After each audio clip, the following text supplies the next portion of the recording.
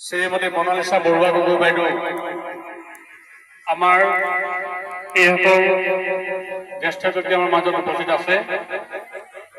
আমি আমাৰ আজি কৰম পূজাৰ উদযাপন সমিতিৰ হৈ তেখেতসকলক আমি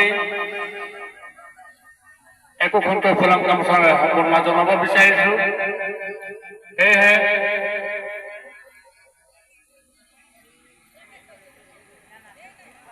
পোনপ্ৰথমে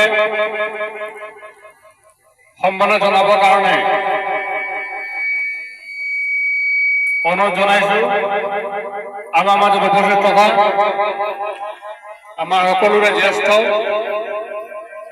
পিতৃতুল্য শ্ৰীযুত জগত চৌধুৰী আৰু তেখেতক এই সম্মাননা জনাবৰ কাৰণে আজিৰ কাৰ্যসূচী